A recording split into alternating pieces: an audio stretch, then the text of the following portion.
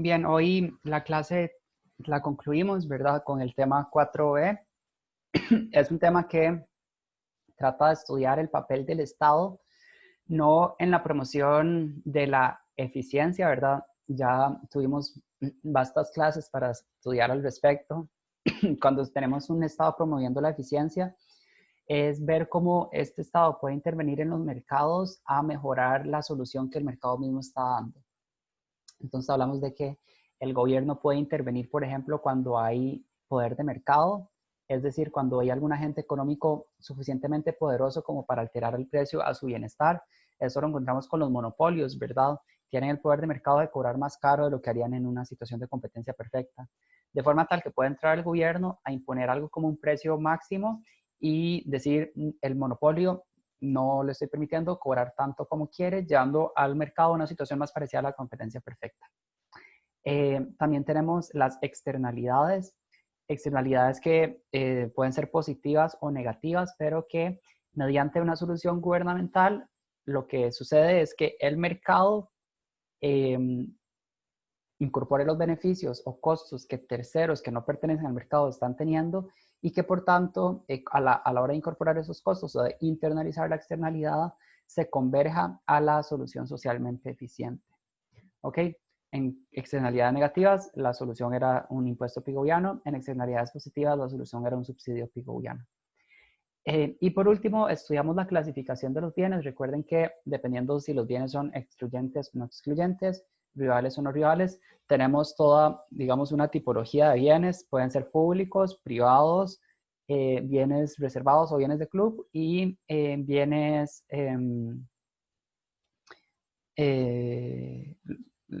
comunes, recursos comunes. Estaba pensando que no se dicen bienes sino recursos. ¿Por qué esto es importante? Porque, bueno, resulta que solo dos de estos bienes, de esta tipología de bienes, son eficientemente producidos y distribuidos por el mercado perfectamente competitivo, que son los bienes privados y los bienes de club. Mientras que cuando estudiamos los bienes públicos y los recursos comunes, en particular los bienes públicos, tienen esta paradoja de los bienes públicos, la gente los valora, pero no estaría dispuesto a pagar por ellos. Entonces, si se dejara al acecho del mercado, nadie ofrecería bienes públicos. Por eso es necesaria una intervención gubernamental, ¿verdad? Para que se ofrezca ese bien público a partir del ingreso que dan algunos contribuyentes. Y en un segundo plano están los recursos comunes que tienen una situación, un problema asociado que es la tragedia de los comunes, situación en la que es necesaria una intervención gubernamental para que no se dé una sobreexplotación de un recurso, ¿verdad? Entonces, digamos que para ese punto del curso tenemos una serie de justificantes que nos dicen, es importante que intervenga el gobierno para mejorar la eficiencia. Y cuando hablamos de eficiencia, estamos más pensando en los participantes que ya están en el mercado, cómo hacer que los recursos se distribuyan de forma eficiente, más no necesariamente de forma equitativa. Entonces, un segundo argumento de por qué es importante una intervención gubernamental es un gobierno que lo que promueva es la equidad.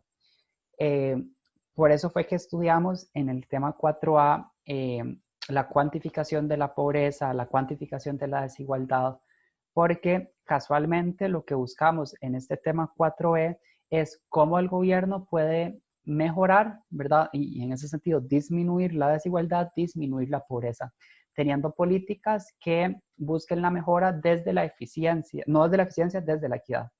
Eh, entonces, hay una serie de conceptos que estuvimos estudiando la clase anterior. Yo creo que tal vez de los más importantes es que cuando estamos pensando en una política que promueva la eficiencia, tiene que ser una política de redistribución vertical, ¿verdad? Si nosotros pensamos en una pirámide, ¿verdad? Y jerarquizamos a las personas desde la más rica hasta la más pobre, entonces tiene sentido que sea una redistribución vertical porque es este tipo de política Robin Hood, ¿verdad? Eh, le quito a los ricos para darle a los pobres. Entonces, un poco estábamos en eso. Ahora, cuando estamos pensando en el papel del gobierno, el gobierno, su principal, digamos, acción, su principal responsabilidad es la inversión pública, ¿no? Estamos pensando en escuelas, es decir, en educación, en salud, en seguridad nacional, en protección del ambiente. Entonces, el gobierno tiene que hacer una inversión pero esa inversión pública no es gratuita, ¿verdad? Se ocupan fondos para poderla realizar. Entonces tenemos dos componentes. Por un lado, la inversión pública, que es como el producto final, y por otro lado tenemos la recaudación de esos ingresos, que finalmente es lo que va a financiar esa inversión pública. Entonces, en la medida de lo posible, el gobierno debería procurar que ambos momentos del accionar gubernamental promuevan la equidad. Y por eso es que nosotros estamos en este punto de la clase tratando de entender cómo es que a la hora de recaudar los impuestos se puede promover la igualdad. Entonces, hablamos de dos principios tributarios. Estos dos principios tributarios nos dicen, hay un tipo de política que no necesariamente promueve la equidad, otro que pareciera, ¿verdad?, que sí que está promoviendo esa equidad. Entonces, el primer principio de cómo recaudar esos ingresos es el principio del beneficio. Son este tipo de políticas que en contextos en particular son bastante eficientes, en otros muchos son bastante no tan equitativos. Entonces, este principio lo que nos dice es que todo aquel bien o servicio público debe ser pagado por quienes se benefician de ese gasto. Entonces, en la medida que unos vecinos utilicen más que otros el parque y por tanto estén obteniendo más beneficios del parque, a esos vecinos se les debe cobrar más para la mantención del parque. Este es un caso aislado, ¿verdad? Un parque, pero ¿cómo hacemos cómo, digamos, aplicamos o extrapolamos esta noción que yo di a otros bienes públicos? Por ejemplo, eh, las escuelas públicas son usualmente utilizadas por los hijos o hijas, ¿verdad?, de familias con ingresos no tan altos como para poderlos meter a una escuela privada.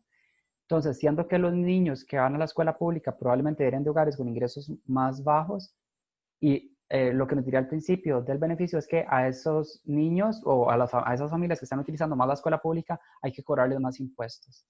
Y claro, ahí ya hay un problema porque estamos siendo contradictorios con la búsqueda de la equidad. Entonces, ¿en qué tipo de contextos encontramos eso? Ya les di dos ejemplos, pero lo podríamos encontrar en un ejemplo eficiente en aquellas empresas a las que se les detecta que contaminan, están causando un mal a la sociedad. Y como está pasando eso, entonces a ellas son las que se les cobra más impuestos. Digamos que eso está muy bien porque está haciendo una corrección de una externalidad negativa. Pero, como mencioné, hay otro tipo de servicios que son utilizados por poblaciones más vulnerables que a pesar de que están utilizando más el servicio, no tiene sentido cobrarles más por su uso, ¿verdad? Porque al ser más vulnerables tienen menos capacidad de pago. Bien, ahora, digamos que en este del principio del beneficio, en algunos casos puede haber eficiencia, en muchos otros casos puede haber desigualdad. Bien. Ahora, tal vez el principio que sí va más de la mano con una redistribución vertical es el principio de la capacidad de pago. Esto quiere decir que si cuando se materialice, ¿verdad?, una eh, inversión pública, los fondos que la financiaron van a ser recolectados a partir de qué tan capaz es cada individuo que está aportando al sistema, ¿verdad?, de pagar. Entonces, de nuevo aquí vuelve el Robin Hood, ya no a decir le damos a los ricos para quitar a los pobres, sino cada quien aporta de acuerdo a sus posibilidades, que también es, digamos, como un argumento que uno pensaría tiene Robin Hood, ¿no? Entonces, claro, esto logra una redistribución un poco más equitativa del ingreso y la riqueza, y lo vemos en dos tipos de impuestos, ¿ok? Vean que impuestos nosotros tenemos muchos, tal vez me salte un poco esto.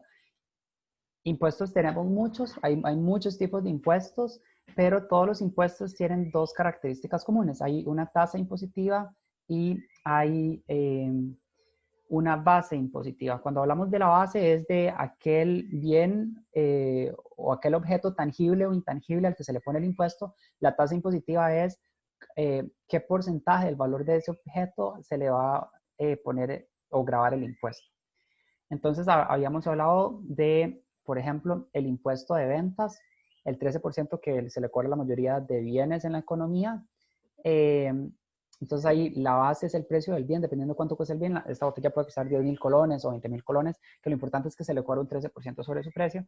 Y hay otros tipos de impuestos, por ejemplo, el impuesto sobre la renta, que su naturaleza es las personas tienen salarios, tienen pensiones, se les quita un cierto porcentaje para el pago de impuestos. Entonces, en este caso sería la base, el monto del salario y la tasa sería una tasa fija de 10, 20 o 30%, que no es tan fija porque, ojo, que estoy poniendo varias opciones, puede ser 10, 20 o 30%.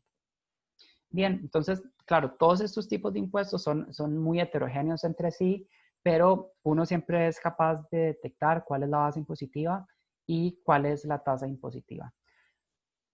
Habíamos visto un poco cuál es esa distribución de los ingresos tributarios, ¿verdad? De dónde se capturan en la economía costarricense esos ingresos, pero más que eso ahora estamos interesados en ver cómo los impuestos, como estaba mencionando antes, son cobrados de forma tal que promuevan la eficiencia, no la eficiencia necesariamente, pero sí la equidad, que es lo propio de este tema 4B. Entonces, básicamente hay tres tipos de impuestos clasificándose en estas categorías dependiendo de qué tan equitativos o no son. En el mejor de los casos tenemos un escenario en el que los impuestos son progresivos.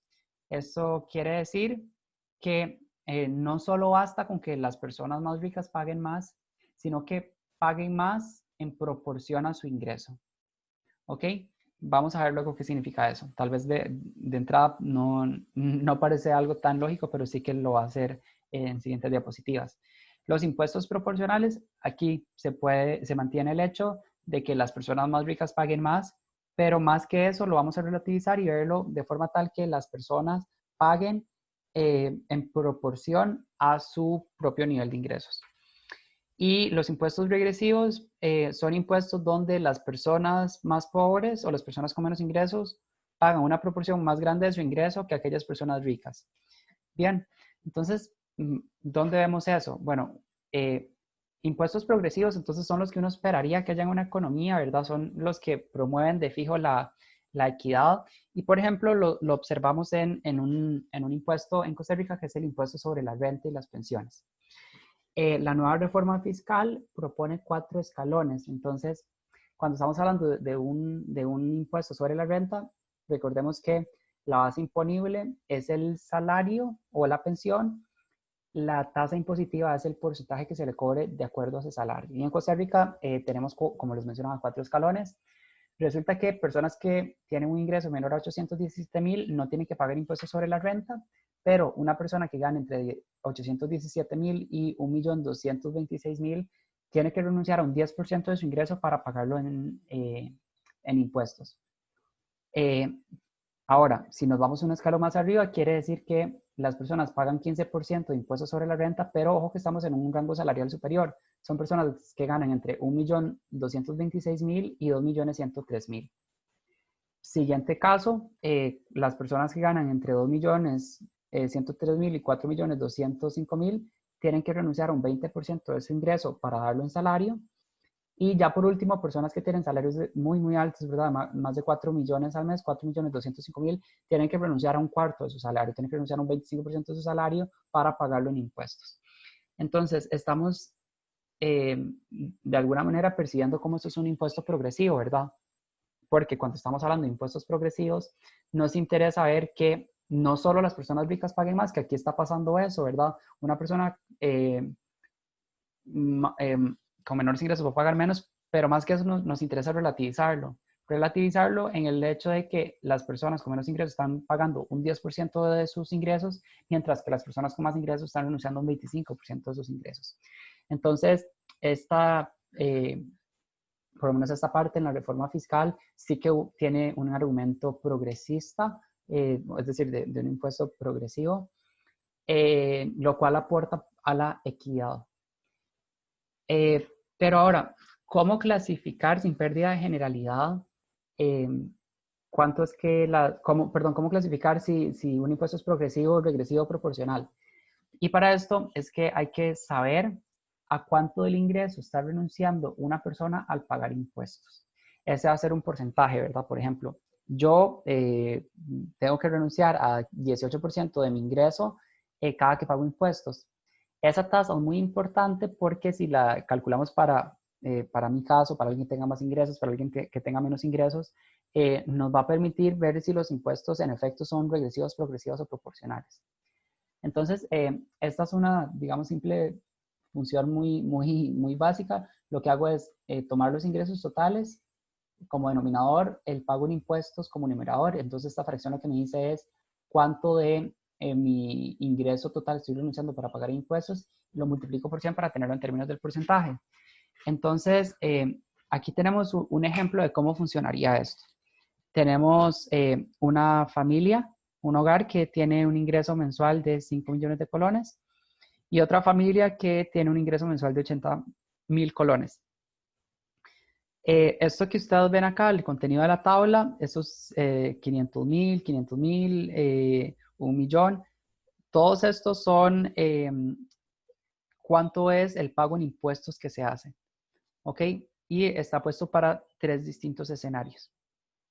En un primer escenario, y en realidad para todos, noten que por lo menos está esta primera parte del argumento de Robinhood, ¿verdad? Las personas más ricas pagan más. En este primer caso, la persona o el hogar más rico paga 500.000 y la familia más pobre 16.000. En el segundo caso, la familia más rica paga 500.000 y la más pobre paga 8.000. Y lo mismo sucede en esta. Entonces, en apariencia, es un impuesto progresivo. Pero es que ver el valor absoluto de cuánto paga cada una de estas familias no nos dice tanto como la renuncia porcentual que tienen que hacer de su ingreso para pagar impuestos. Entonces, utilizando esta información, ¿verdad? Por ejemplo, para el primer caso, el caso regresivo, la familia tiene 5 millones de colones de ingreso, eso es lo que tendríamos que poner aquí en el denominador, y lo que está pagando en impuestos es de 500.000 colones. Si eso lo multiplicamos por 100, nos da un 10%. Este 10%, entonces, la lectura que hacemos es que esta familia tiene que renunciar a 10% de su ingreso para el pago en impuestos. Mientras que esta otra familia que está pagando apenas 16.000, si utilizamos la misma información, ¿verdad? Tiene un ingreso total de 80.000 colones, que lo ponemos como denominador. En el numerador ponemos 16.000 colones, lo multiplicamos por 100. Esto que está aquí entre paréntesis, ¿verdad? Termina siendo el porcentaje del ingreso al que las personas renuncian para pagar impuestos. Entonces, una familia más pobre sí está pagando mucho menos, ¿verdad? Mucho menos, es mucho menos 16.000 colones que 500.000, pero en relación al ingreso de estas familias, esta familia está renunciando un 10% y esto un 20%. Entonces, este sería un impuesto regresivo. Un impuesto proporcional sería un impuesto, por ejemplo, en el que a las familias se les esté cobrando un 10% de su ingreso. En este caso, la familia con 5 millones tendría que ceder 500.000 colones, la familia con 80.000 colones de ingreso, proporcionalmente, ¿verdad? Ese 10% tendría que renunciar únicamente a 8.000 colones. Un impuesto progresivo, que es el que busca una redistribución vertical que promueva la eficiencia, no, perdón, la eficiencia no, la equidad, es aquel donde sí, la familia más rica pague más, pero también más en proporción al ingreso que tiene. En este caso, si la familia rica da 1 millón de colones y la familia no tan rica da 8.000 colones, la familia rica está renunciando un 20% de su ingreso, mientras que la familia pobre está renunciando apenas un 10%. Entonces, de nuevo, esta es una fórmula muy básica que la tenemos que utilizar a la hora de clasificar un impuesto como regresivo, progresivo o proporcional. Una pregunta que les tengo es, ¿por qué ustedes creen que cobrarle un 13% de impuestos a un producto en particular es algo regresivo?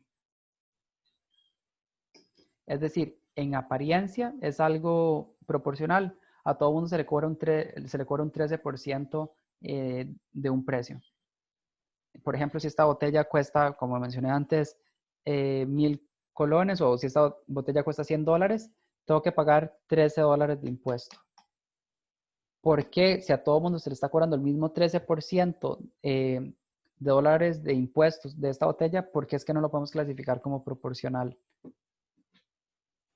Tal vez porque el porcentaje que se está pagando del ingreso total que tiene el contribuyente va disminuyendo en conforme aumenta su ingreso. Digamos, acá el ingreso es de 5 millones, se está pagando un impuesto de 10%, mientras que la persona que tiene menores ingresos más bien está pagando más. Entonces, en la información de regresivo dice que es que el porcentaje del ingreso total que recibe el contribuyente más bien disminuye conforme el ingreso de ese aumenta. Claro, es exactamente eso que dice Daniela. Entonces, aquí la idea un poco con este ejercicio del 13% es que es un 13% engañoso, es un 13% que le estamos cobrando a todos los productos. Entonces, si ponemos este caso, ¿verdad? Si esta botella tiene un impuesto del 13% y la botella cuesta $100, quiere decir, o bueno, si fuera 100,000 colones, tendría que pagar 13,000 colones en impuesto. Entonces, a la hora de yo calcular eso, ¿verdad? A todo mundo se le va a cobrar 13,000 colones, ¿verdad? Entonces, lo que va a pagar cada quien en impuestos son 13,000 colones. 13,000 colones que no afectan igual a una familia pobre que a una familia rica, ¿verdad? ¿Cuánto tendría que renunciar de su ingreso la familia rica para poder pagar este impuesto? Tendría que renunciar a, serían 13,000 colones dividido entre 5 millones. 1, 2, 3, 4, 5, 6. Y esto todo lo multiplico por 100. Y eso me va a dar un porcentaje muy chiquitito. No sé si alguien me quiere colaborar calculándolo. Hoy es que no, no sé dónde puse la calculadora, si no con gusto la haría. Ya multiplicado por 100 me dice que es 0,26. 0.26. Entonces, la primera familia que tiene un ingreso de 5 millones tiene que renunciar apenas a un 0.26% de su ingreso. Ahora, si replicamos este mismo ejercicio, pero para una familia pobre con un ingreso de 80,000, igual la familia rica, la familia pobre tiene que pagar 13,000 colones de impuestos, ¿verdad? Sobre una botella, sobre algún producto, ¿verdad? Y tiene un ingreso de 80,000 colones. Esto lo multiplicamos por 100. 16,25. 16.25. Entonces, claro, en apariencia se está cobrando un 13% sobre un producto. Si ese 13%, ¿verdad? Se lo calculamos al producto, en este caso una botella de 100,000 colones o un producto de 100,000 colones, su 13% va a ser 13,000 colones, que no afecten igual a una familia rica con un ingreso de 5 millones que a una familia pobre con un ingreso de 80,000 colones. La familia rica estaría renunciando apenas a un 0.26% de su ingreso, la familia pobre a un 16.25% de su ingreso. Aquí, perdón, me hizo falta poner el porcentaje. Ese 16.25 es un porcentaje. ¿Ok? Entonces, es muy importante que manejen eso. Puede que, y lo he visto en evaluaciones pasadas, la gente se va de jupa, ¿verdad? Respondiendo mal y responden con un 13% de impuesto sobre un producto, es algo proporcional. Porque claro, como a todo mundo se le está cobrando un 13% sobre un producto, parece que no es regresivo, pero sí que puede ser regresivo. ¿Ok? Entonces, claro, esto es una dificultad en la logística de cómo cobrar impuestos, porque a la hora que alguien llega al supermercado, por ejemplo, a comprar una Coca-Cola, no es como que la cajera en el super le va a decir a la persona, bueno, a usted le vamos a cobrar un 10% del producto en impuestos y a usted que es más pobre le vamos a cobrar apenas un 5%, ¿verdad? Porque realmente no hay una forma de identificar, por lo menos de manera ética, a los consumidores y cobrarles impuestos de acuerdo a su apariencia o de acuerdo a su perfil, digamos. Entonces, muchos productos simplemente tienen una tasa de 13%, ¿verdad? Puede variar el precio del producto, pero siempre lo que se va a llevar el gobierno es un 13% del precio de ese producto. ¿Qué se hace con esta dificultad, verdad? De no poder cobrar a las personas distintas tasas a la hora de comprar un producto. Bueno, lo que se puede hacer es cobrarle impuestos a bienes que no necesariamente sean más consumidos por familias vulnerables. Entonces, si le ponemos un impuesto a los catamaranes o a, no sé, a los viajes en crucero, sería algo que si volvemos a hacer el análisis, probablemente caería en el rango de la regresividad, ¿verdad? Si por un viaje de $100,000 tengo que pagar 13% de ingreso de impuestos, son $13,000 que no representan lo mismo para una familia pobre que para una familia rica. pero es que ya de por sí es muy poco probable que una familia pobre vaya a uno de estos cruceros. Entonces, desde el punto de vista de la equidad, dos cosas sobre este tipo de impuestos del 13% o de algún porcentaje arbitrario.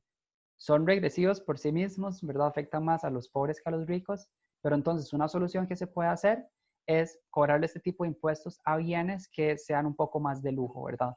Y que no afecten en ese sentido a las familias más pobres. Y en ese sentido estaríamos sí promoviendo la equidad. ¿Ok? Entonces, vuelvo a hacer aquí un pequeño repaso. Les recuerdo, nosotros cuando estamos pensando en el accionar de un gobierno, son como dos momentos distintos en el tiempo. Uno es el producto final, que es ya hacer la inversión pública, y antes que eso está cómo recaudar los fondos para financiar esa inversión pública. Entonces, desde la recaudación fiscal estamos tratando de tener recaudación, en el mejor de los casos, progresiva.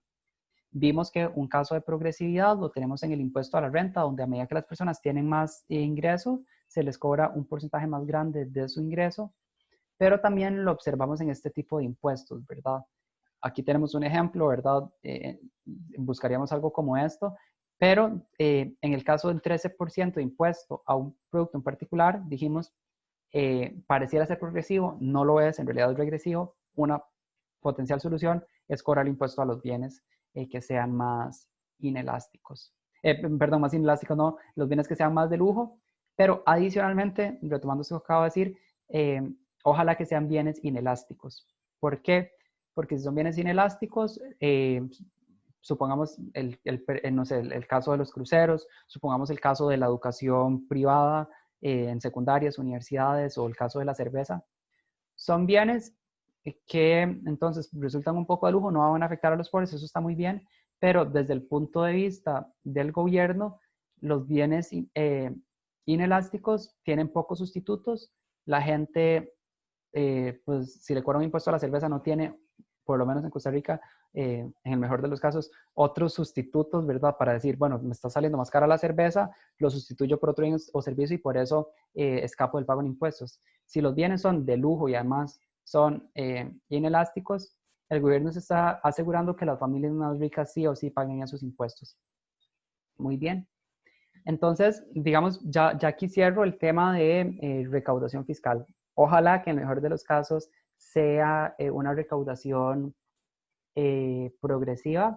Ahora nos vamos a desplazar a más bien cuando sea este segundo momento en el accionar gubernamental eh, que es ya la inversión pública como tal. Entonces, aquí vienen algunos ejemplos antes de pasar a la inversión pública que de pronto los podamos hacer en conjunto para que los... Ya me estaba emocionando con el de la inversión pública, okay, ya casi vamos a eso. Aquí vienen una serie de ejemplos, como les menciono, que son distintos bullets en los que tenemos que ir diciendo si son regresivos, progresivos o proporcionales. Entonces, un impuesto de 10,000 colones por cada marchamo. ¿Será regresivo, progresivo o proporcional?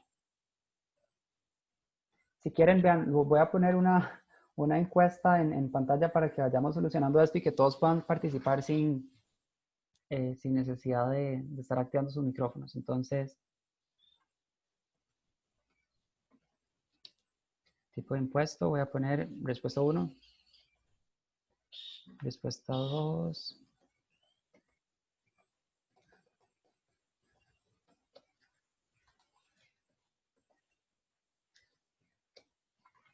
Ok, guardar y...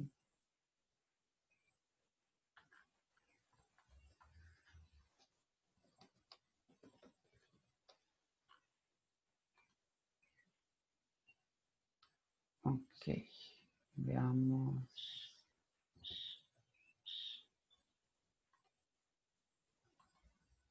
Listo, ya tengo la encuesta hecha. Les debería estar apareciendo en sus pantallas. Hagamos el primer caso. Un impuesto de 10,000 colones por cada marchamo lo consideraríamos regresivo, progresivo o proporcional. Perdón, y no les he publicado la encuesta. Listo, ya.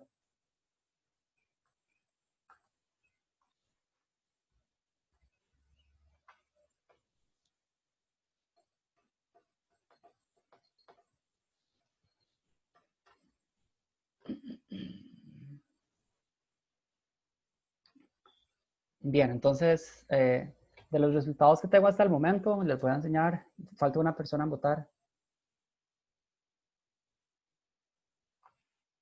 Bien, se los muestro. La mayoría de ustedes respondió regresivo y una minoría, 3 de ustedes respondieron que fue proporcional.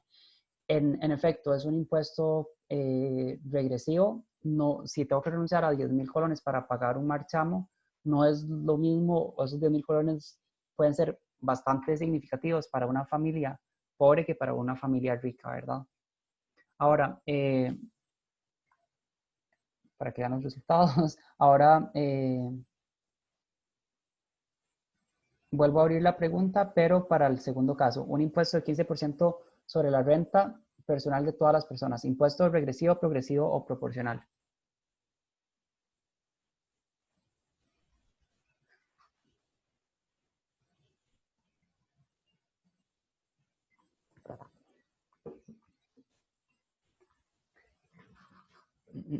Ok, ya voy viendo los resultados. 11 de 15 ya votaron.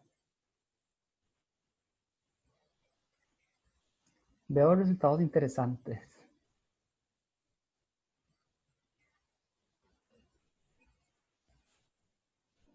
Ok, entonces les muestro los resultados. Un 29% de ustedes votó que era regresivo, un 29% de ustedes votó que es progresivo y proporcional un 43% de ustedes. Es proporcional, es un impuesto que es 15% de la renta a todo mundo. Entonces eso quiere decir que si yo tengo un salario de 100,000 colones, tengo que dar 15,000 colones en impuestos. Si tengo un salario de 1,000,000, tengo que dar 150,000 en impuestos, ¿verdad? Entonces, en este sentido, es un impuesto proporcional. Renuncio al mismo porcentaje independientemente de cuál sea mi nivel de ingreso. Bien, vuelvo a enviar la pregunta, la encuesta para el tercero. Un impuesto de 10% a partir de un ingreso de 1,000,000, 20% a partir de 2,000,000, 30% a partir de 3,000,000.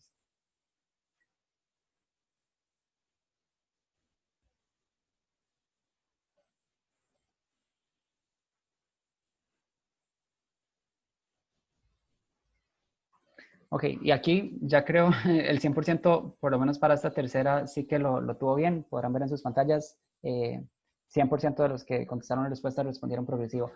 Estos otros, tal vez no hagamos la encuesta porque vamos a perder mucho tiempo en esto. Solo hagamos un último caso, un impuesto a las escuelas y colegios privados. Entonces, vuelvo a habilitar la encuesta. Entonces, impuesto a las escuelas y colegios privados es un impuesto progresivo, regresivo, proporcional.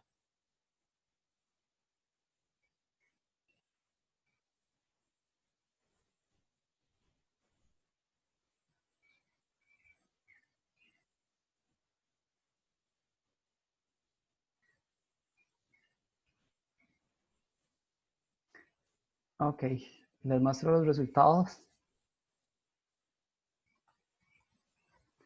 Esta es un poco tramposa. Recordemos que, bueno, aquí primero nos está diciendo cómo se está recolectando el impuesto, ¿verdad? Entonces por ahí el inciso está un poco incompleto y es argumentable. Pero si suponemos que es un impuesto o de 10% de la matrícula a las escuelas y colegios privados, claro, ya desde ahí es un impuesto regresivo. No afecta igual a las familias pobres que a las familias ricas. Eh, pero siendo que las familias pobres difícilmente vayan a meter a sus hijos en escuelas y colegios privados y solo son los ricos quienes meten a sus hijos ahí, entonces es un impuesto que más bien casi que iría hacia lo progresivo. Entonces, de hecho, muchos de ustedes respondieron proporcional. Bueno, supongo que porque el inciso no está completo, eh, pero sería un impuesto que tiende más hacia lo progresivo. ¿Ok? Tal vez, si esta última, un impuesto de $100 a los pasajes aéreos, del mismo modo que en el primer bullet, 10,000 colones no afectan igual a todo mundo, ¿verdad? $100 igual no representan el mismo porcentaje de la riqueza de todo mundo, pero aquí entra esta segunda argumentación de que pasajes aéreos tampoco son un bien que consumen mucho las poblaciones más vulnerables en ingreso, ¿verdad? Entonces, en ese sentido, si le cobro un impuesto a los pasajes aéreos de $100, sí afecta más a las familias pobres, a las familias ricas, pero es muy poco o es menos probable que una persona pobre viaje en un avión, ¿verdad? Que ya por sí me siento mal diciendo esto, pero desde el punto de vista de la progresividad tampoco va a afectar mucho a la distribución equitativa si le cobramos un impuesto a los boletos aéreos. Ok, y aquí ya ahora sí migro a lo que quería llegar, a esta segunda fase del accionar gubernamental que está en cómo se manifiesta la inversión pública.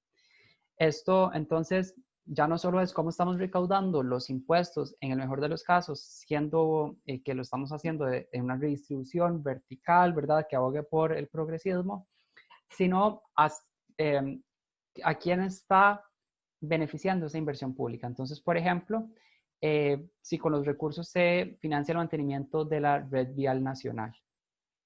Voy tal vez aquí a habilitar otra vez la encuesta.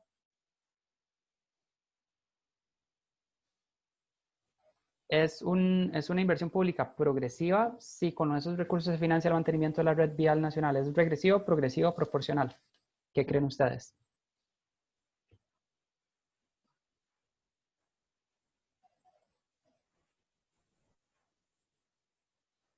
Ok, una persona ha respondido, 2, 3, 4, 5, 6, 7.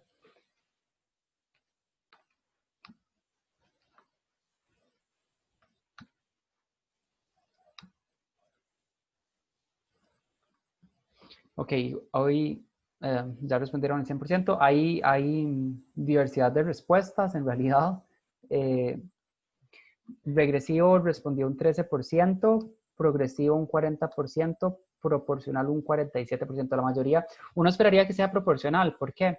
Porque la red vial nacional es todo el sistema de calles, ¿verdad? Y aceras y red vial en general que tiene un país. Entonces, en la medida que independientemente de cómo se esté financiando, ¿verdad? Que ojalá que sea de forma progresiva, es algo que está beneficiando a todo mundo. Entonces, en este caso sería proporcional. ¿En qué caso sería regresivo? Bueno, por ejemplo, mucho se habla de que el tren eléctrico puede ser un poco regresivo. Hay muchas políticas que son muy vallecentristas. Los impuestos se recolectan de todo el país, pero mucha de la inversión pública se mantiene en el área metropolitana, ¿verdad? A ver, y no que yo esté en contra del tren eléctrico, estoy hablando de argumentos que muchos han dado, ¿verdad? Eh, bien. ¿Qué pasa si con esos recursos se financia el agua que irá a las canchas de golf de los ricos y famosos? Bueno, claro, estamos recolectando impuestos, independientemente de cómo se recaudaron, solo el hecho de que la inversión pública esté dirigida a un clúster de la población bien específico y bien privilegiado, deberíamos clasificarlo como una inversión pública eh, regresiva. Estamos cobrando a todo mundo, ¿verdad? Para darle más a los ricos del beneficio. Si con esos recursos se financia el fondo de asignaciones familiares que le da transferencia a los más pobres, vuelvo a habilitar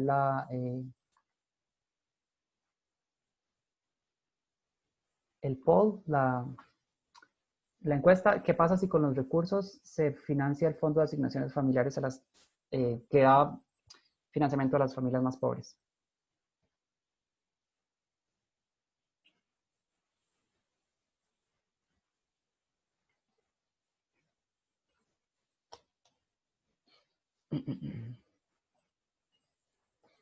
Ok, creo, aquí no hay disenso. Bueno, ahora sí que hay disenso.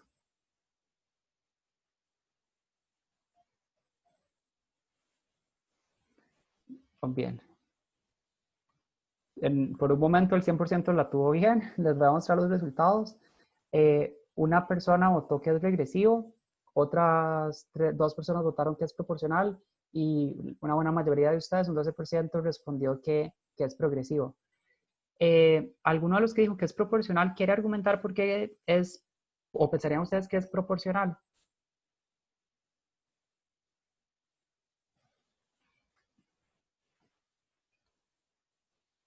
Yo realmente no tengo forma aquí de saber quién fue, entonces democráticamente no puedo decir, hey, usted tiene que responder porque es proporcional.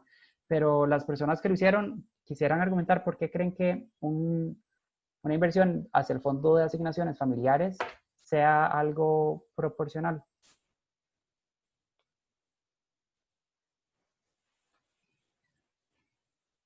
que parece que no hay como mucho ánimo de participar. Pero no es proporcional porque, claro, es justamente dirigido a un segmento de la población bastante vulnerable. Regresivo definitivamente no es. La persona que respondió a eso o revise el concepto si lo tiene claro, o tal vez es que no sabe la naturaleza de esta institución, pero es en esencia una institución que busca beneficiar a los más necesitados. Bueno, y tal vez ya ejemplos un poco más rápidos, y con esos recursos se financia el sistema de pensiones, y con esos recursos se financia la policía.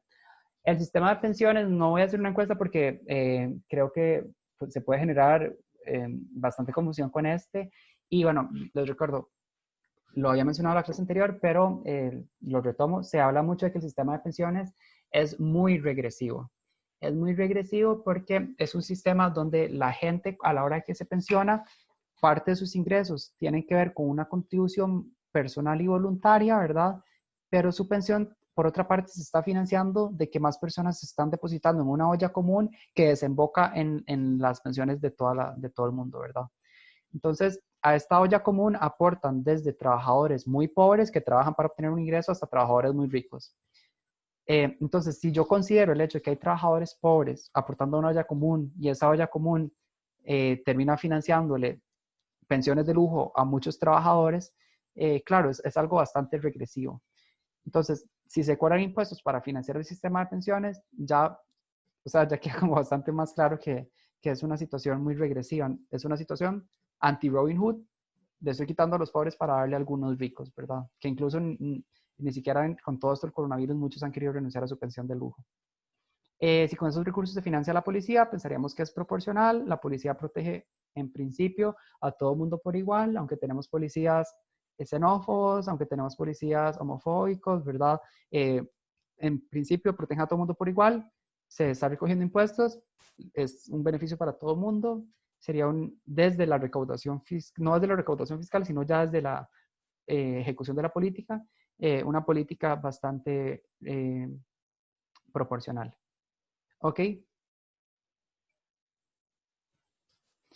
Entonces, los impuestos, ya para dejar esto bastante en claro, ¿verdad? Son simplemente una cara de la moneda. No basta con decir si los impuestos son progresivos, regresivos o proporcionales, sino también hay que ver la progresividad fiscal en cuanto a cómo es que se reciben esos servicios públicos.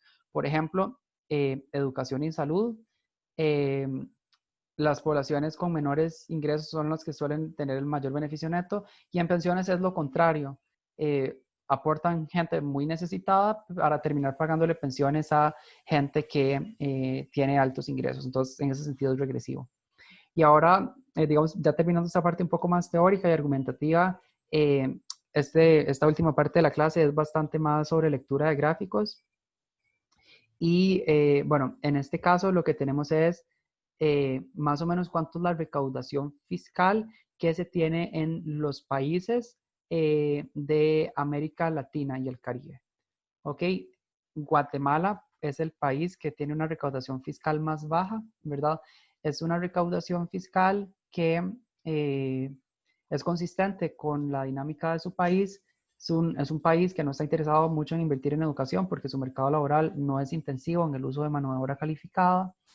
Es un país que tampoco tiene un sistema de salud muy, digamos, muy fortalecido. Eh, entonces, no es mucho lo que se le ocupa cobrar a la población para mantener un sistema público que digamos, no es muy significativo para su población. Una situación muy distinta a la de Panamá, por ejemplo, donde los estándares de desarrollo humano están bastante más altos que Guatemala, a pesar de estar en Centroamérica, pero en Panamá tenemos una reducción del papel del Estado. Es una economía en esencia muy privatizada, ¿verdad? Es difícil encontrar centros de salud público en Panamá. Hay más bien toda una industria médica privada. Cuando vamos ascendiendo, ¿verdad? A lo largo de todo esto, vemos un país como Costa Rica que está recibiendo por parte de sus contribuyentes más o menos un 22.8% de su ingreso. Pero esto es importante mencionar que esto incluye la seguridad social.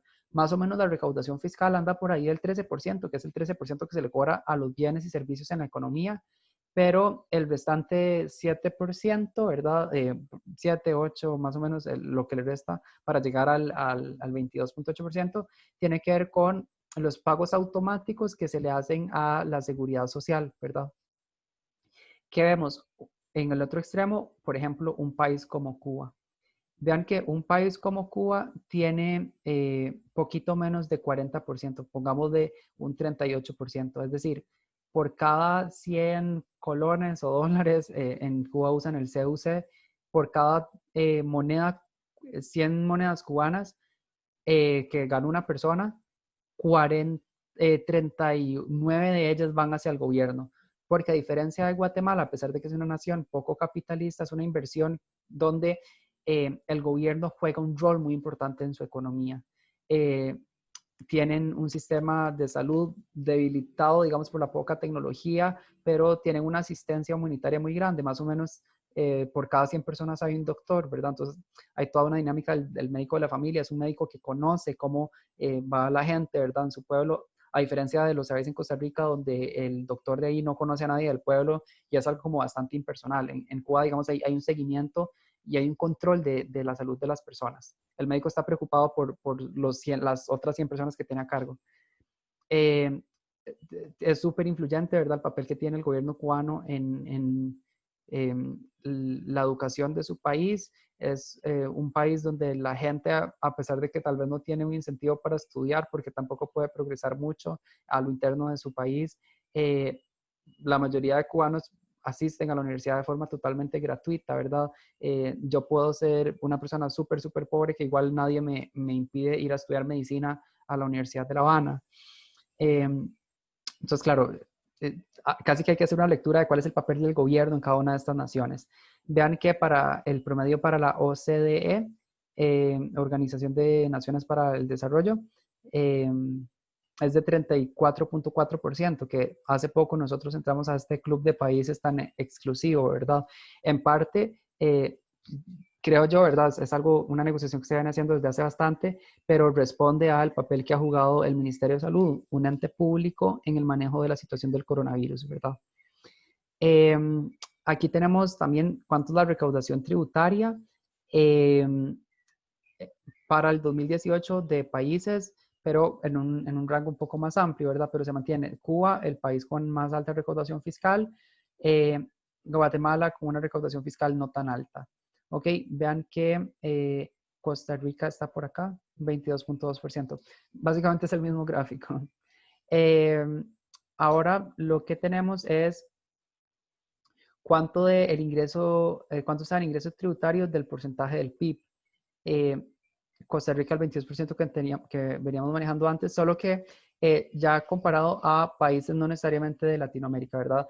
Lo que encontramos es que estos países que son sumamente desarrollados, Corea, obviamente la Corea desarrollada, no la Corea comunista, Canadá, España, Alemania, Noruega, Austria, Finlandia, Dinamarca, son todos países donde las personas, mucho de su ingreso se va en el pago de impuestos, pero son países, Estados Unidos, dudosamente, los demás sí, tienen sistemas de educación pública, de seguridad pública, de educación pública súper fortalecidos. Entonces, la gente paga muchos impuestos, pero tienen instituciones públicas muy fortalecidas y con las cuales ellos están muy felices, ¿verdad?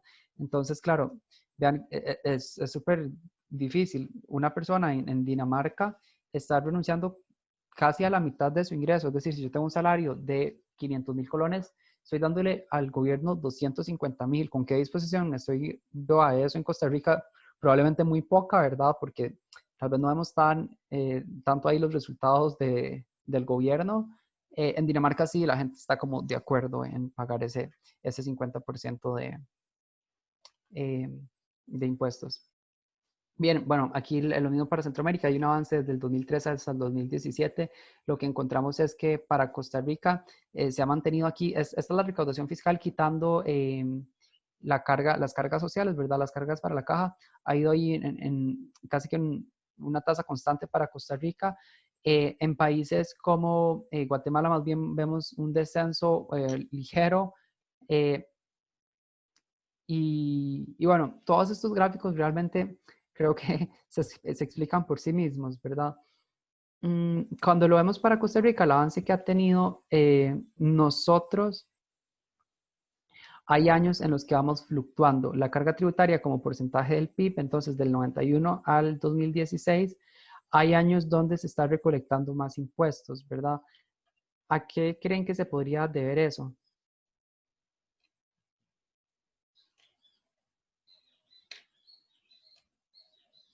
O bro, tal vez que hay más gente laborando, que tiene más ingresos, entonces tienen más disponibilidad a pagar ese impuesto. Ok, vean que de hecho justo en 2008 fue cuando explota la crisis, ¿verdad? Pero, ¿qué pasa? Muchas veces los efectos los efectos de una crisis no se dan en el momento o no se perciben en el momento de la explosión, sino que tienen un efecto de rezago. En el 2008 veníamos con una buena racha económica, ¿verdad? Teníamos una recaudación de más o menos 15% del PIB en impuestos, que ya luego vamos a ver qué es el PIB, que en 2008 estalla la crisis, pero es hasta 2009 cuando se realmente empiezan a manifestar esos efectos, ¿verdad? Hay una disminución significativa de esa recaudación fiscal. Entonces, claro, en 2009 tenemos apenas un 12.9% del PIB recaudado en impuestos. Ok, y sí, esto claramente responde a cómo está cambiando el ingreso de los contribuyentes, hay menos o más evasión fiscal, eh, pero bueno, vean que por lo menos nos hemos mantenido por ahí el 13%. Muy bien. Habíamos visto antes cómo era la recaudación fiscal en Costa Rica, un gran porcentaje que viene del impuesto de ventas. Esta es más bien inversión, la inversión pública. Tenemos que de la recaudación fiscal, ¿verdad? ¿Cómo es que se está repartiendo eso? Más o menos con cargas sociales tenemos un 23.3% del PIB recaudado en impuestos, donde el porcentaje más significativo está en una inversión de educación, ¿verdad? Entonces, de hecho, nosotros como país nos comprometimos a dar más o menos 8% del PIB en aportes a la educación. Luego, protección social un 6.9%, salud un 6.5% y un 2.2% en vivienda.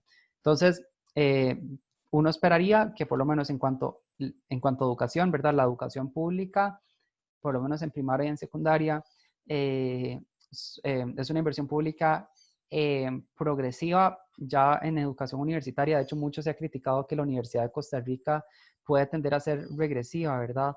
Eh, Toda esta dinámica contraintuitiva que tiene la educación superior costarricense, donde la Universidad de Costa Rica, las universidades públicas, tienen una sobrerepresentación de estudiantes que provienen de colegio privado, mientras que las universidades privadas más bien capturan muchos estudiantes de colegios públicos, casi que hablamos de una regresividad, ¿verdad? Pero por lo menos estos dos, a educación, ¿verdad? Hasta secundaria y protección social, pensaríamos que son impuestos que se recolectan como sea, pero en cuanto a inversión pública, es una inversión pública progresiva.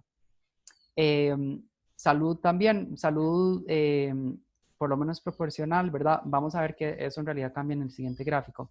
Y de hecho, este es el gráfico tal vez más importante que nos hace cuestionarnos para cada una de estas distintas categorías de inversión pública a cuáles quintiles está afectando más. ¿Ok? Entonces, básicamente tenemos 5 categorías, ¿verdad? Seguridad social, cultura y recreación, vivienda y territorio, educación y salud. Y lo tenemos dividido por quintiles que están denominados por los colores. En este caso, el más pobre, el quintil más pobre, el 20% más pobre de Costa Rica, digamos, lo que captura de cada una de estas inversiones sociales está en celeste.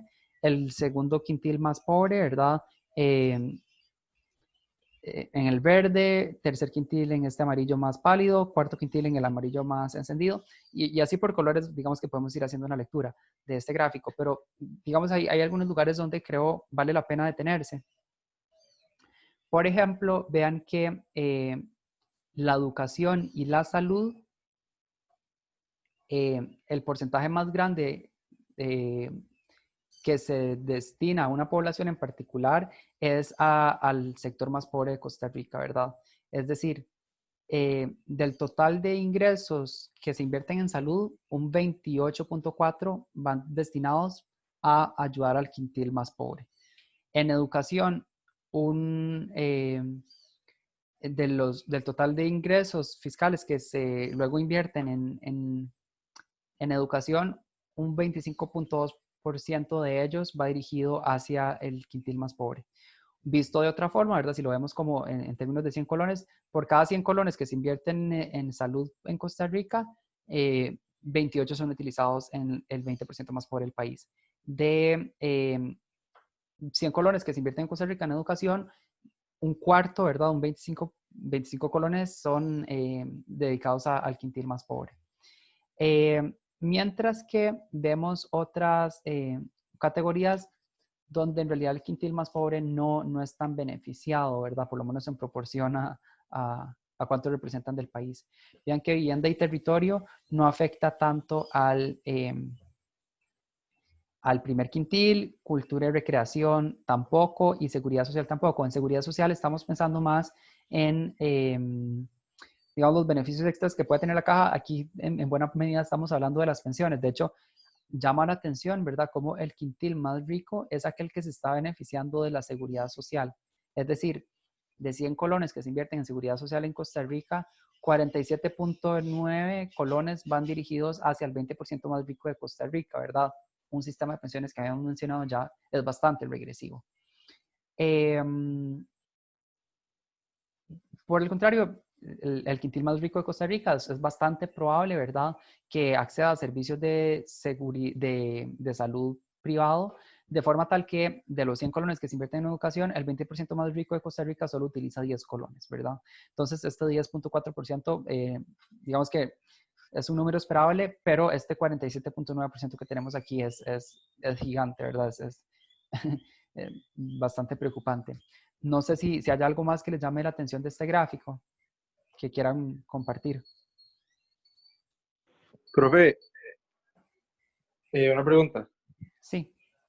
Eso se da, digamos, lo de seguridad social, porque la gente más rica recibe más pensión y así, y como aportaron más a la caja durante, bueno, en teoría, durante toda su vida, entonces hay gente que gana como 12 millones de pensión y así, mientras hay gente que recibe como 50.000. Entonces, seguro ahí es donde pasa eso. Sí, sí, probablemente esa es la hipótesis de por qué ese 47% es tan grande, ¿verdad? Yo conozco el caso de un muchacho que tiene la misma edad que yo, que es hijo, bueno, era porque el papá ya se murió, de un médico súper importante, súper renombrado en Costa Rica, ¿verdad? Que salió un montón de libros de texto. Se le murió el papá y él recibe una pensión de 22 millones de colones al año. Perdón, al año no, al mes. Y esta pensión la va a seguir recibiendo hasta que no termine sus estudios universitarios. Entonces, digo, ¿qué incentivos va a tener él para terminar la U si probablemente va a tener más ingresos por la pensión de su papá que el salario que vaya a recibir cuando se gradúe de la U, ¿verdad? Y sí, definitivamente tenemos un sistema bastante regresivo en pensiones. De hecho, a ver, de las pocas cosas que ha hecho Carlos Alvarado, que ha dicho medidas concretas que va a tomar, está renunciando a parte de su ingreso, ¿verdad? Para que no sea tanto el salario que está teniendo y se pueda utilizar en algunos otros usos alternativos. Pero también él tomó la decisión de cuando se pensione no utilizar la pensión presidencial, porque es un hombre que está joven y todavía puede trabajar. Entonces, claro, con el hecho de que alguien sea presidente, se es presidente y recibe una pensión súper alta toda su vida después de eso, ¿no? Y en ese sentido, es información que estaría abarcada en ese 47.9%, ¿verdad? Información que hay que seguir cuestionando de ahora en adelante. Y tal vez aquí ya para ir cerrando un poco este tema de la inversión pública y cómo es muy importante porque beneficia a las personas más vulnerables a pesar de que son personas que no aportan tanto, ¿verdad? Entonces, digamos que desde la recaudación es una recaudación progresiva, desde la inversión pública, por lo menos en educación y salud, está afectando en buena medida al 40% más por el país. Yo creo que ya uno, no sé si ustedes alguno trabaje, pero al menos a mí es que no me duele renunciar a parte de mi salario para que lo estén utilizando en la atención del coronavirus o lo estén utilizando en la vacunación de niños y que le estén priorizando a comunidades más pobres. A mí es que eso es algo que no me molesta porque desde mi posición como economista yo sé que eso genera externalidades positivas que le hacen muy bien no solo a las personas que están viendo involucradas, sino al resto de la sociedad, ¿verdad? Esto que están viendo en pantalla es un tweet que encontré el año pasado, que en su momento fue muy polémico, que decía: si yo soy la que madruga, la que se come las presas, la que trabaja de lunes a viernes, ¿por qué alguien más tiene derecho sobre mi salario? El dinero es de quien lo trabaja y se lo gana. Esto se dio en un contexto en el que había, la caja estaba teniendo un problema de desabastecimiento de insumos de salud por atención a personas migrantes que estaban en la frontera sur, ¿verdad? Muchos eran migrantes africanos que estaban tratando de ir a Estados Unidos, pero que no podían pasar por los controles de Costa Rica sin vacunarse, ¿verdad? Porque el contagio potencial que le podían generar a la comunidad ahí, luego de esa comunidad al resto del país era muy grande. Entonces, nosotros somos un país que tiene una filosofía de Estado benefactor muy importante, ¿verdad? Vean todo el papel que ha jugado el Ministerio de Salud en la atención de esta pandemia, ¿verdad? Es lo que nos ha hecho diferenciarnos de otros países en la región. Cuando leo las noticias internacionales, ¿verdad? Y yo creo que aquí los ticos nos hemos creído más, a los ticos de por sí no nos cuesta mucho creernos más de lo que somos, pero se le ha recomendado a otros países de la región hacer lo mismo que Costa Rica. Y bueno, es que, digamos, si yo fuera a otro país, a mí sería algo que me parecería totalmente ilógico, porque nosotros llevamos casi un siglo, ¿verdad? Construyendo este sistema de salud que ha dado sus efectos, que nos quejamos mucho de él, pero que realmente es bastante eficiente, ¿verdad? En Costa Rica tenemos una esperanza de vida tan alta como la de los países desarrollados. Hemos tenido una tasa de mortalidad por el coronavirus súper baja, ¿verdad? Incluso menos que países desarrollados como Suiza, por ejemplo. Entonces, esto es un poco un llamado a la reflexión, ¿verdad? De que tenemos un gobierno, ¿verdad? Que no me estoy refiriendo al gobierno central y a los líderes políticos, pero digamos una institucionalidad pública que en Costa Rica es una propulsora de la economía y que yo honestamente creo, lo vamos a ver en temas macroeconómicos, el gobierno va a jugar un rol muy importante para digamos, la situación post-coronavirus, toda la crisis económica que viene, ¿ok? Bien, y seguimos en esta lectura de gráficos. Esta es la inversión social en Costa Rica. ¿Cuántos millones se ha invertido en Costa Rica en salud, educación, seguridad social, etcétera?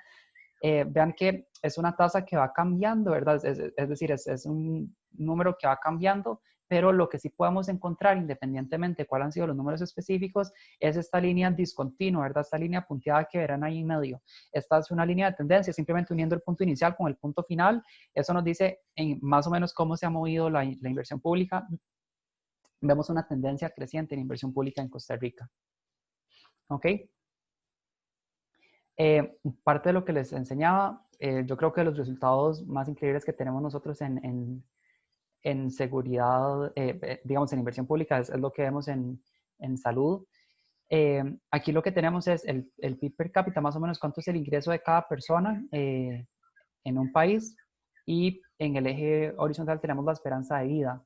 Entonces, ¿qué pasa? Vean que tenemos países vecinos, ¿verdad? Nicaragua, Guatemala, El Salvador, que son países que la renta per cápita, ¿verdad? Ese ingreso per cápita, más o menos cuánto tiene cada boliviano, guatemalteco, nicaragüense, es un ingreso más bajo que el de Costa Rica, pero ellos tienen una esperanza de vida bastante menor. Costa Rica no es que tiene un ingreso mucho más alto, ¿verdad? Que el de estos otros países. Tenemos un ingreso que anda por ahí, sin embargo, nuestra esperanza de vida es mucho más alta. Vean que tenemos una esperanza de 80, y esto es un dato que ya lleva cambiando, ¿no? Pero tenemos una esperanza de vida de 80 años, 80 años que también la tienen países súper desarrollados como Finlandia, España, Japón, ¿verdad? Que andan por ahí a los 80 años, pero digamos que en ellos no es anómalo, son un país muy desarrollado que tiene buenos, digamos, súper esperable que tengan un sistema de salud muy desarrollado. Costa Rica tiene bajos ingresos, por tanto, tiene baja recaudación fiscal, ¿verdad? Pero tiene un sistema de salud tan eficiente que tiene más o menos una esperanza de vida de 80 años. Es muy interesante, ¿verdad? Todas las medidas que se toman. El Figueres, por ejemplo, hace una política que en su momento fue muy efectiva para evitar la mortalidad en niños, y es que, bueno, en su primer mandato encuentra que muchos niños en Costa Rica andaban descalzos. Eso es algo que para el día de hoy lo vemos poco concebible, pero era una dinámica cultural muy, muy frecuente, ¿verdad? Y el problema de andar descalzo es que las enfermedades se meten por ahí, ¿verdad? Se meten por las plantas de los pies. Entonces la mortalidad infantil era muy alta. Esto incentiva que se haga una política de calzado. Se generan estos zapatos que siguen existiendo al día de hoy, que son los zapatos Figueres, y se le dan a los niños y niñas de Costa Rica para que tengan zapatos, ¿verdad? Y con una política tan sencilla, en apariencia, ¿verdad? Puede ser que en ejecución fue bastante compleja, pero una política como darle zapatos a los niños de Costa Rica generó, ¿verdad? Una ola de aumento en la esperanza de vida en el país. Ahora, esta esperanza de vida en el país ha tenido una naturaleza interesante. Costa Rica es un país que enfermedades mortales, enfermedades que antes mataban a la gente y que en otros países siguen matando a la gente, son enfermedades que en Costa Rica se convierten en enfermedades crónicas por el sistema de salud que tenemos. Entonces, no sé, la situación del VIH, por ejemplo, en gran parte de África es una pandemia que no se ha controlado todavía al día de hoy. La gente se sigue muriendo con eso, y ya no por, digamos, cuestiones asociadas a prácticas de salud riesgosas, sino porque ya incluso los mismos niños nacen con VIH. Se mueren, ¿verdad? Es una tasa de mortalidad bastante grande. Costa Rica tiene los tratamientos médicos como para que una persona con VIH pueda vivir el resto de su vida bien, ¿verdad? Una esperanza de vida tan grande es buena para Costa Rica. Sí, ¿verdad? Nos pone al nivel de los estándares de salud que tienen países muy desarrollados, y eso está muy bien, pero por otro lado también es un problema. ¿Por qué? Porque tenemos entonces cada vez más personas, adultos mayores, viviendo, que son personas que ya no aportan a la fuerza laboral, pero sin embargo, por el funcionamiento de nuestro sistema de salud, son personas a las que hay que seguirles dando tratamiento. ¿De dónde salen los recursos para darle cada vez más atención médica a cada vez más viejitos que cada vez le aportan menos al sistema social, ¿verdad? Bueno, ahí viene un poco todo, todos estos problemas que está teniendo la caja, que de momento pues se han, digamos, dejado de mencionar, pero que antes del coronavirus ya de por sí se viene pensando qué vamos a hacer con una Costa Rica que cada vez se está volviendo más longeva, ¿verdad? Bien, entonces por ahí el tema de salud, un tema yo creo que es súper interesante. Este gráfico nos habla más sobre las, digamos, los resultados que ha tenido la educación en Costa Rica, y una de las cuestiones que habíamos dicho en pobreza es que a medida que una persona tenga más nivel educativo, es una persona que probablemente va a tener mayores ingresos por el capital humano que está adquiriendo, ¿verdad? Que va a tener mejores puestos laborales, que le remunera mejor su trabajo. Entonces son personas que difícilmente caigan por debajo de la línea de pobreza. Entonces, en este caso, lo que nosotros tenemos es para información sacada de datos de Costa Rica, ¿verdad? Con el Ministerio de Educación, cuál es el porcentaje de pobreza dependiendo del grado de escolaridad que tenga una persona. Entonces, aquí tenemos el porcentaje de pobreza en el eje vertical, en el eje horizontal tenemos el años de educación. Lo que observamos es algo bastante predecible de acuerdo a la teoría económica, ¿verdad? Personas con bajos años de escolaridad tienen altos porcentajes de pobreza, ¿verdad? Personas que probablemente estén en condición de analfabetismo, 0 años de educación, andan por ahí del 41% del desempleo. Esto va bajando, de hecho vean que aquí hay una caída bastante importante. En Costa Rica, por lo menos con los datos del 2014, pasar de 5 años de educación, pasar de 5 años a 6 años, disminuye la población que vive en pobreza de 36% a 19.4%. Entonces, cada año, de hecho, en Costa Rica de educación es bastante importante para la reducción de la pobreza. De hecho, es algo que vamos a ver en el siguiente gráfico. Un momento porque Me está dando problemas la compu. Listo, ya. Entonces, digamos que la cuestión con la educación es que la educación no tiene, como había mencionado en algún otro punto del curso, la educación no tiene un efecto de corto plazo. Yo estoy invirtiendo en educación hoy, estoy haciendo todo un sistema de recaudación fiscal al que todo el mundo aporta. Lo estoy haciendo ojalá de forma progresiva, es una inversión también progresiva porque estoy afectando a los más vulnerables, porque la educación, digamos que es un instrumento para la movilidad social, pero los niños que se están educando hoy no van a sacarle provecho, digamos, a su educación, sino hasta cuando se incorporen al mercado laboral, que tiene que pasar toda la escuela, todo el colegio, posiblemente toda la universidad, y cuando llega a la universidad y se gradúe, ¿verdad? Ya para ese punto es muy difícil que caiga en línea de pobreza. De hecho, vean que una persona con 17 años de educación es una persona que, en Costa Rica hay personas que tienen 17 años de educación formal, pero solo 0.6% de ellas viviendo en condición de pobreza. Ok, situaciones bastante anómalas.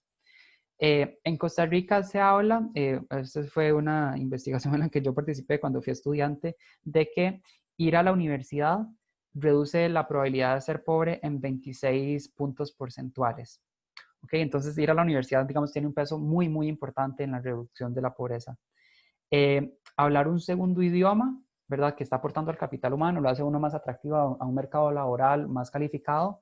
Hablar un segundo idioma disminuye la probabilidad de ser pobre en 9.6 puntos porcentuales. Y cada año extra de educación, ¿verdad?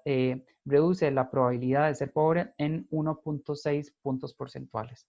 Entonces, digamos que aquí la inversión pública en Costa Rica es sumamente importante como un arma de prevención de la pobreza. Por eso es que, digamos, no se puede descuidar la educación pública en Costa Rica porque, digamos, da muy buenos resultados.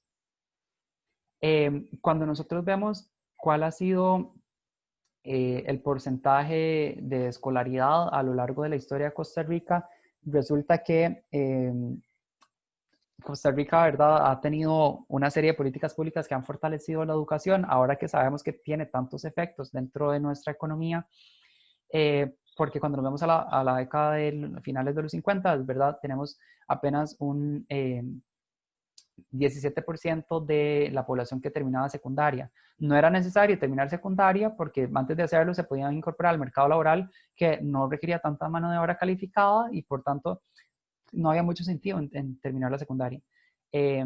Esto empieza a cambiar, ¿verdad? Hay reformas sociales que favorecen la educación y vean que por lo menos para los 80, antes de los 80, veníamos con ya una parte importante del país, ¿verdad? Casi un 60% del país que había aprobado secundaria para ese punto.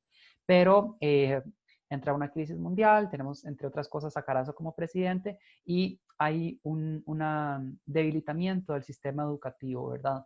Entonces tenemos más o menos del año 79 al año 99, es decir, estamos hablando de más o menos 20 años donde la buena racha que veníamos teniendo, ¿verdad? Este crecimiento del alfabetismo disminuyó y por ahí anduvo fluctuando. No fue sino hasta a partir del año 2000 donde vuelve a haber un crecimiento sustancial de la tasa de personas que tienen secundaria completa. Vean que para 2016 es un porcentaje altísimo, ¿verdad? Tenemos en 2016 un 95.9% de los jóvenes de ese momento que terminaron secundaria. Entonces, claro, son resultados que hablan de la efectividad que tiene el sistema de educación pública en Costa Rica. Porque esto es importante, digamos, porque estos 20 años que tenemos aquí fueron importantes para el país, porque bueno, tuvimos 20 años donde estuvimos nutriendo una mano de obra poco calificada que al día de hoy tiene sus efectos ¿verdad? En el tipo de trabajos que no nuestra generación, pero una generación o dos generaciones anteriores son la mano de obra que en buena medida alimentó al país, ¿verdad? En el mercado laboral. Aquí tenemos también, digamos, termómetros de cómo ha mejorado la situación de la educación costarricense. Vemos que en las líneas, en las barras naranjas, la información para 2001 y en las barras azules, la información llevada 13 años después en 2014. Y tenemos aquí, digamos, distintos perfiles educativos. Gente que, digamos, jóvenes que solo estudiaban, luego jóvenes que estudiaban y trabajaban, jóvenes que solo trabajaban y los que llamamos ninis, ¿verdad? Esto es importante porque, ojo, que ahora tenemos una gran parte de los jóvenes, por lo menos para 2014, ¿verdad? Llevándolo a la actualidad, tenemos un crecimiento importante, ¿verdad? Pasamos de un 53% de los jóvenes que dedicaban a estudiar tiempo completo, ahora un 78.8%, ¿verdad? Estamos hablando de un aumento bastante significativo en esa tasa. Jóvenes que estudian y trabajan, precisamente este efecto se ve capturado en estas otras disminuciones, ¿verdad? Ahora tenemos menos jóvenes que estudian y trabajan, se dedican no en la parcialidad a trabajar, sino en su totalidad a estudiar. Jóvenes que solo trabajan, también tenemos una disminución importante, ¿verdad? 19%, que en el 2001 solo trabajaban, ahora un 5%. Entre otras cosas, ¿verdad? Por las reformas que se han hecho, por el cuestionamiento que se hace del trabajo infantil, ¿verdad? Y juvenil. Y aquí la disminución no es tan grande. Hay, digamos, un rezago de la población de jóvenes que ni trabajan ni estudian. Y es una población que claro, hay que pensar qué hacer con ella, ¿verdad? Estamos incentivando ni siquiera una mano de obra porque no están trabajando, pero en todo caso muy poco calificada. Entonces es una población que demanda de los recursos del país, ¿verdad? En cuanto a las instituciones públicas, no aportan, pero si se incorporan al mercado laboral tampoco aportarían mucho porque no son una mano de obra muy calificada. ¿Ok? Y ya último gráfico sobre educación. En este caso estamos hablando de cuáles son esas diferencias en escolaridad dependiendo de distintos perfiles, ¿verdad? Es decir, estamos hablando de qué tan más probable es que una persona más privilegiada tuviera acceso a la educación y lograr un éxito educativo dependiendo de las características, ¿verdad? Entonces, en 2003 tenemos las líneas grises. En 2013 tenemos las líneas o las barras que son más celestes. Lo que encontramos es que por nivel educativo de la familia, ¿verdad? Aquí lo podemos ver de forma binaria.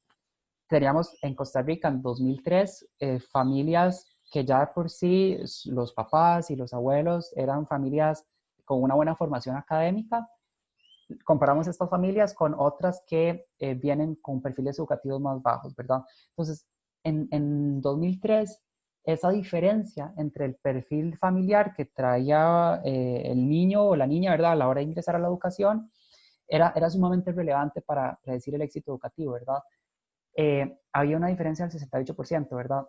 Es decir, era 68% más probable que un niño que ya viniera con un pasado familiar, educativo, terminara sus estudios que un niño que sus antepasados no tienen estudios. Esa diferencia bajó, ¿verdad? De hecho, para 2013 lo que se estimó fue un 29% de brecha, ¿verdad? Es 29% más probable que un niño que tenga antepasados con buen perfil educativo tenga éxito escolar que un niño que no. Esta diferencia es muy grande, pero es un porcentaje que sigue siendo preocupante, 29%, ¿verdad?